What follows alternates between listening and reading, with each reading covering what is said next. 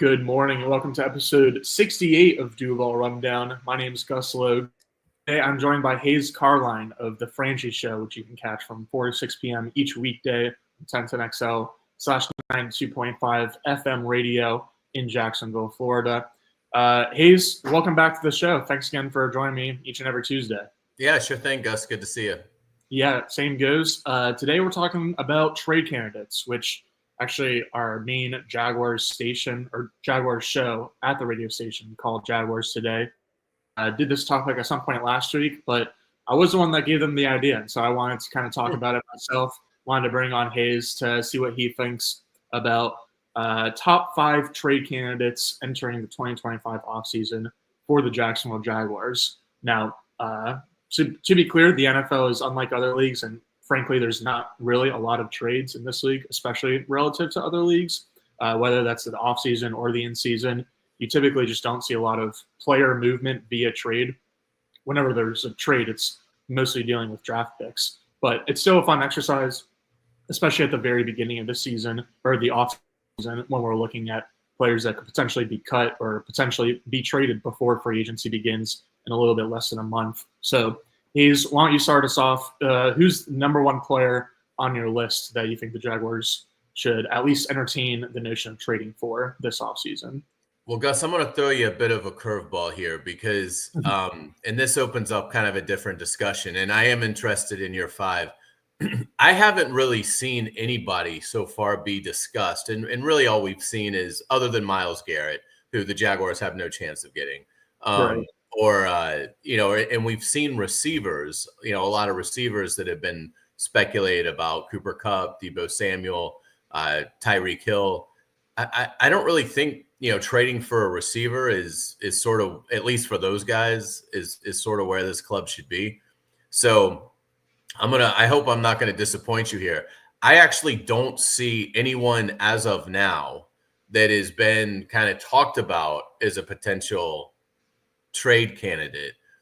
I don't see really anybody that fits. I mean, as I look at it, now, again, maybe somebody comes available, and I could sit here and give you guys that I don't think are going to get traded, but that doesn't do us a lot of good. But I think in looking at it, I think they're in a pretty good spot roster wise. I mean, if I just started to kind of go through a 53 cut, and I got to be honest, they've got 10 draft picks, and assuming those draft picks will all make the team, and I bet they will because you have a new head coach and general manager.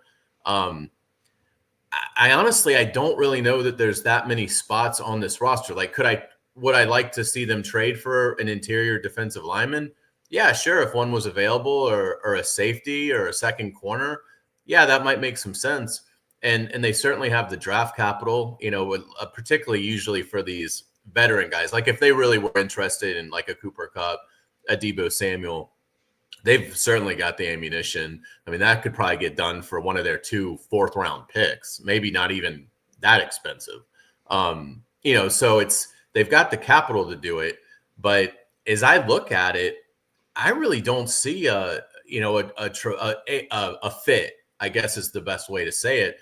And I do think this roster, and again, this probably leads us into a different discussion, maybe for another time, but I think this new general manager and Liam Cohen are going to have to kind of be disciplined here, because I think when you come in, you want to immediately turn over half the roster.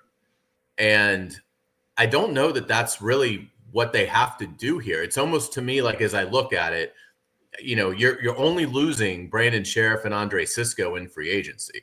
So you're bringing back your entire starting lineup. And I do think they have some younger players on rookie contracts that you'd like to see further developed as your depth. And then you're bringing in 10 draft picks. So I love the discussion, and I want to hear your 5, but I got to be honest. I mean, I really don't see in the current landscape, I don't see a great fit for them, because I don't think they should trade for a decrepit receiver, and they're not going to, and Myles Garrett won't come here. So, I think it, at least for now, puts them in an interesting spot. Now, obviously we were at the career fair last week, and so we've talked a little bit. So I kind of know, I think, where you're going. And I would love to see something like that happen, your guy, and I'll let you go with that. But based on just the reports that we've seen in terms of teams that are looking to move on, I don't see a great fit yet. But I think that's okay, because I don't think the Jaguars are in an urgent need to make a deal to improve their roster. Yeah, I totally hear you, and that's why I started out with the caveat of like you don't really see a lot of NFL trades. I'm certainly not expecting, or not necessarily expecting, a trade to happen this offseason for the Jaguars, especially like you said, like they've got the new regime. I think that they can probably take like a step back and see what they've got this year in the 2025 season, and then maybe kind of not even go all in, but really start being aggressive in 2026 does make sense. And so I don't have any decrepit receivers on our list, because I agree it doesn't make sense to trade for a Deebo Samuel or a Cooper Kupp or a Devontae Adams. I don't have Myles Garrett on my list either, because, again, similar to what you're saying, even though I think 99% of people in Jacksonville would love to see Myles Garrett in a throwback Prowler uniform, I just don't know if it really makes sense with the Jaguars' current timeline. And he won't come anyway. He's not going to view this organization as a contender. That's fair. And so here's what we'll do, because I do think that like free agency, the whole thing with free agency is that it's a great way to kind of like fill your needs before going into the draft.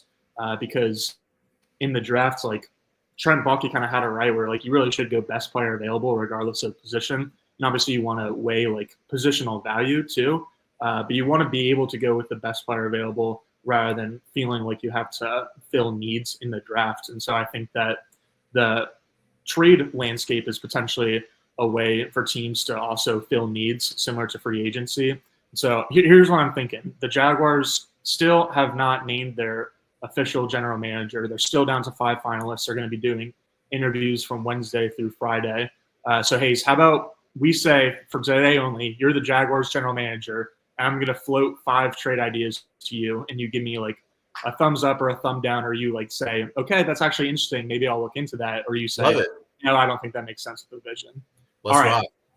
All right, so my first one is actually technically 2 players, but really it's a Cincinnati Bengal, because yesterday it was announced, or not announced, but there was a report that came out that the Bengals are planning on using their franchise tag on wide receiver T. Higgins, which not really a surprise at all. Apparently T wants to be back in Cincinnati. Obviously Joe Burrow wants him back in Cincinnati. I think Cincinnati obviously wants him back if they can make the money work. But like Cincinnati is just notorious or infamous for how cheap they are as a franchise, and they're really not willing to shell out a lot of 2 players, including in like free agency, especially just with player contracts in general. And so I think that T. Higgins, we'll see if he ends up being like tagged and then extended, or tagged and then plays untagged, or maybe gets tagged and then they can't come to an agreement on an extension. So then maybe he asks for a trade again, and it will be like a sign and trade type scenario. But either way, I think that I personally just have a hard time seeing the Bengals being able to retain both T. Higgins and Trey Hendrickson this offseason. I think that Trey Hendrickson is definitely a good name to watch. I mentioned this on yesterday's show because everyone's going to be swept up in the Myles Garrett sweepstakes, and rightfully so. But Trey Hendrickson, again, because he wants new money, he was arguably the best defensive player in football last year. He put up like some league-leading stats in terms of defensive line play, despite playing for pretty much a bottom 5 unit in terms of the talent and the production around him. So Trey Hendrickson's amazing edge player. Obviously, T. Higgins would be a perfect fit with Trevor Lawrence, not just because of his playing type as a downfield contested catch guy, but also obviously they have history going back to Clemson, winning a national championship together. And so, again, long story short, I don't think that the Bengals will be able to retain both T. Higgins and Trey Hendrickson this offseason, especially to long-term deals. And so I think that whichever one gets you, immediately should look at the other one and consider trading a first-round pick plus in order to get a clear Pro Bowl caliber player into the building. So what do you think, Hays? Are you willing to take that big of a swing if either of those 2 players actually do become available? So you'd be giving up the 5th pick? Yeah, like say. Yeah. I would say Again, this is where, like, I think Christian Kirk still has good football in him here, and I don't think you can add Higgins without releasing Kirk. And I don't think they're going to release Christian Kirk because I think they know how close he is with Trevor. And I just think in this early stage of that partnership between Liam Cohen, Trevor Lawrence, and whoever the new GM is, I don't think that they're going to release Christian Kirk knowing how Trevor Lawrence feels about him. Liam Cohen's even said Trevor's going to have input in what they do. In terms of him as a player, yeah, I mean, obviously T. Higgins would be a tremendous addition. And he's better. I would say he's better than Christian Kirk. But in looking at it, it would be interesting because obviously Trevor's very close with T. Right. So maybe that would ease the release of Christian Kirk. But it's still it would still be steep for me to give up the 5th pick and obviously have to then pay T. Higgins huge money. So it's a good thought, but I would probably be a thumbs down on that. And then Hendrickson is a great player, very high motor. What's interesting there is, do they then commit to playing Trayvon inside? Because you wouldn't have 3 edge guys, Hines Allen, Trayvon, who's eligible for an extension as well this offseason, and then Hendrickson. So they'd have to be willing to move Trayvon inside, and maybe they are, but we just haven't seen any evidence of that so far in Trayvon's career. So again, that's one where I think the fit, it doesn't line up, as nicely as you would like. So anyway, I mean, I think too, solid thoughts and suggestions, but if I were the Jaguars, I'd probably keep the 5th pick and look to fill my needs elsewhere. For sure. Yeah, I hear you, or I agree with you on like Christian Kirk staying because of his relationship with Trevor. That was just like really the main, I think, calling card for why this trade would work. Is Trevor actually went on the Kay Adams show yesterday on FanDuel TV and said that it would be great to play with T, and he thinks that T would want to play with him the most of any quarterback after Joe Burrow, assuming that T does not stay in Cincinnati. And so, like, if Trevor didn't have the relationship with T, I honestly wouldn't even be bringing it up. And in terms of the edge position, I think it's going to be really interesting to see, obviously, how new management views everyone on the roster, since none of the guys on the current roster are guys that they brought in or their guys. And so I think that applies across the whole team, but especially at edge, because on one hand, you've got Trayvon Walker, who was obviously a favorite of the former general manager. And so it's kind of unclear how the new general manager is going to view him. But then just even beyond Trayvon, like they've got Trayvon and Josh Hines Allen, who are just objectively 2 above average starting caliber defensive linemen, defensive ends in the National Football League. But at the same time, they objectively have to add depth to that position. And so I'm just interested. I know they will add depth to the position, but I guess I'm interested to see like whether they'll be like scared of adding, not necessarily scared of adding too much competition, but are they going to shy away from adding a big fish and only go after kind of like cheaper options just to fill that role? Or are they really going to take a big swing at that position, even though they already have Hines Allen and Walker? So that'll be interesting to watch. But yeah, it's a good question. I would think they're looking more for a 3rd edge guy, like to build up the depth, which is sorely needed. Mm-hmm. So whether that to me would be more of a B-level free agent, 4th round pick kind of player. But again, we'll see. And to your point, a lot of it is what they think of Trayvon and where he best fits in the lineup. For sure. All right. So number 2 on my list is another player combo. This is, instead of one of 2 Cincinnati Bengals, this is one of 2 Cleveland Browns. It's not Myles Garrett, but I do expect Myles Garrett to be traded this offseason. And I think that it's become kind of public knowledge or general knowledge that the Browns are going to have to do a little bit of maneuvering with their cap situation in order just to even get Myles Garrett off the books and send him to another team.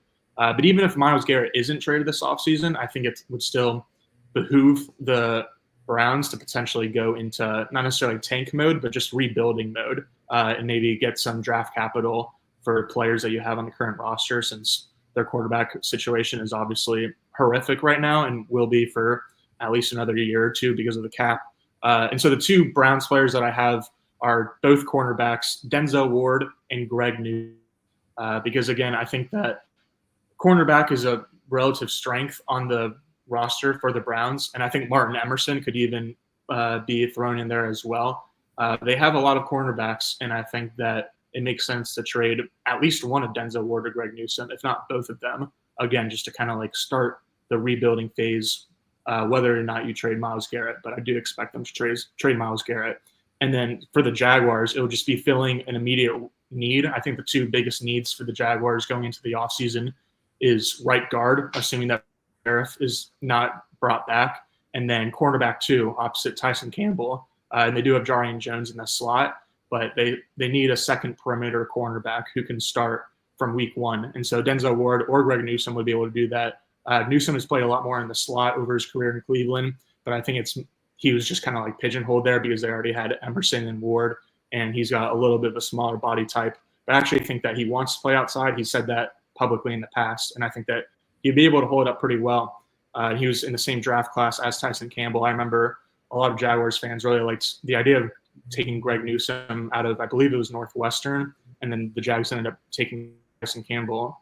So I think Newsome would be good, and I think Denzel Ward would be great because even though he hasn't been necessarily a household name for years, he started out in the league really hot, and I think he's just consistently been a great player, even if he's not necessarily getting the recognition year over year. And so, like I was saying, kind of close to the top where the trade market could kind of be similar to the free agency market, this would allow Jacksonville to fill a clear need before they go into the draft. And I think that they could still think about taking Will Johnson or Travis Hunter if he's there at 5th overall. But in this circumstance, they would not at all feel like they had to. So what are your thoughts in trading for Denzel Ward or Greg Newsome from the Browns? What would be the compensation that we'd be giving up? I would say day 2 pick, like maybe like an early, like the second, third round pick, something like that, or one of the two. Second for Denzel Ward and a third for Greg Newsome. We'll call it that. So what was the on Ward?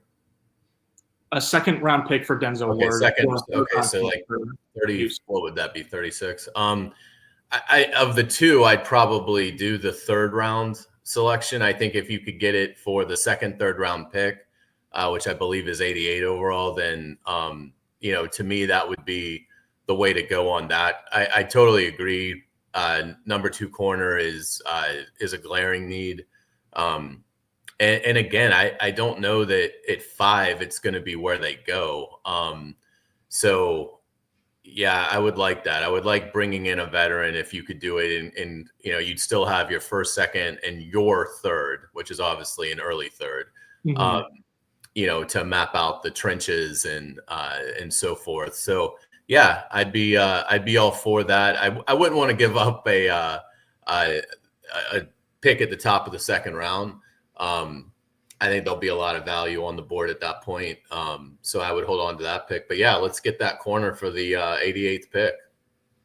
Now, what would you say if I said it was a 2026 second round pick? Because I think the Browns would actually rather have a 2026 pick because they're probably more likely to like move up for a quarterback in that draft as opposed to this offseason. I would hang on to it if I was the Jaguars. Again, let's just be honest. There's a chance this will be a top 10 team again in the draft. Unfortunately, I mean, everybody's doing their job for the first time. We just don't know how it's going to go. So I'd be reluctant just because we'd all love to think that pick's going to be, number 64. But I think there's too high of a chance that pick might be 39. And if that's the case, then I wouldn't want to part with that. So, but I would agree with you. I think the Browns would probably be more interested in a 26 higher selection. But for us, it's going to be that 25 second, third rounder or no deal. All righty. Well, I'll take a kind of halfway thumbs up. Yeah, no, it's a good idea. I like it. They definitely need a veteran corner. Okay. I've got 3 more names, but we can just run through them pretty quickly, especially this first one, because we already talked about the Jaguars' net need for a third edge rusher. So the name I've got down is Bills edge rusher Von Miller, former Super Bowl MVP, multiple Super Bowl winner. He's probably going to be cut by the Bills. And I think kind of similar to like if the Jags traded or wanted Cooper Kupp, it'd probably make more sense for them to just wait or hope to see Cooper Kupp get released and then go after him as a free agent, as opposed to trading away draft assets or just trading away any resources for the contract that he's currently playing on. And so same goes for Vaughn. He's on a pretty big contract, especially relative to his recent production and his age. But I just think that I don't know if Vaughn would like really choose Jacksonville in free agency, but if you traded for him, then like how much say does he really have? I mean, maybe because he's Von Miller, he would ask for a release, but I don't know. That would surprise me. And so I think that he would just be a perfect fit in terms of their need of third edge rusher, but also kind of like an older guy in that room. Because I do have Eric Armstead on the defensive line, but I think to get a veteran guy specifically in the same room as Josh Hines Allen and Trayvon Walker would be really good. Yeah, I like the thought. I would probably go younger for the third edge guy. And so I think with Vaughn, obviously he's had an unbelievable career and will probably be in Canton when it's all said and done. But at this stage for where the Jaguars are, again, probably not a Super Bowl contender in Liam Cohen's first year. So I would look into that second wave of free agency.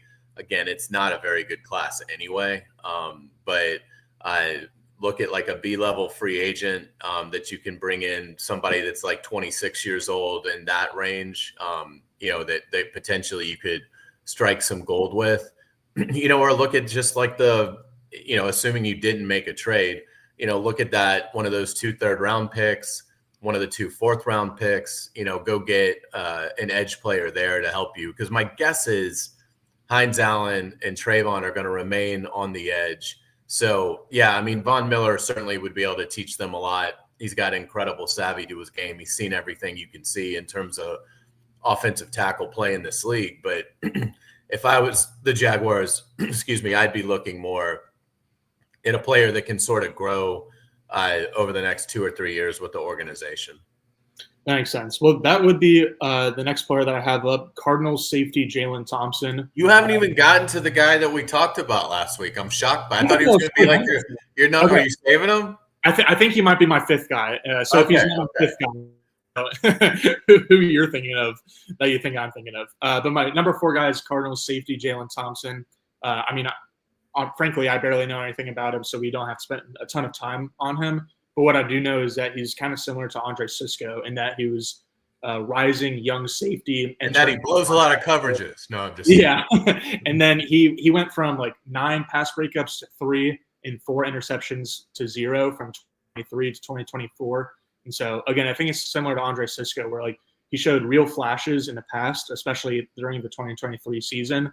But he had a little bit of a down year during his contract year. And so he's actually a cut candidate, which is why I had him on this list, because I think maybe he was a first-round pick, so he's entering his 5th-year option. Or maybe he's just a year younger than I thought. But I believe he has 1 more year left. Okay. So we're looking at like 6th, 7th round, conditional 6, something like that. Yeah, probably conditional 6. And so what do you – 6 for like an exciting guy, or what do you do? Yeah, I mean, if it's a guy you like and you think's got good football ahead of him, 6th round pick when you're talking about you got 10 picks in this draft. So if you're giving up, one of your final 2 or 3 there, I wouldn't have a problem with that because safety is an issue. You're solving it for a very low cost. At least you think you're solving it for a very low cost. That's the hope. And yeah, that sort of lines up where I think the need is in the draft. I've seen some mocks where like the Jaguars are taking a safety in the 2nd round. I don't think there's any chance that happens. So it's a need that's certainly there, but one that I think they'd like to solve. And with like a 3rd level free agent or a trade like this, or investing a 5th, 6th, 7th round pick and hoping to catch lightning in a bottle. So. But yeah, if you like this guy and we're giving up a 6th round pick for him, let's make the deal. Heck yeah. All right. That's 2 yeses from the new Jags, or the one day only Jags general manager. last name on my Yeah, list. I don't think any of the five have to worry about there being a sixth dark horse candidate here. Well, the last guy on my list was Falcons tight end Kyle Pitts. Man, you didn't even go to Garrett Wilson. I thought that was okay. Well, just because we can talk about him in a second, but yeah, I don't know. We'll save that for next Tuesday because that one has a lot of layers to it.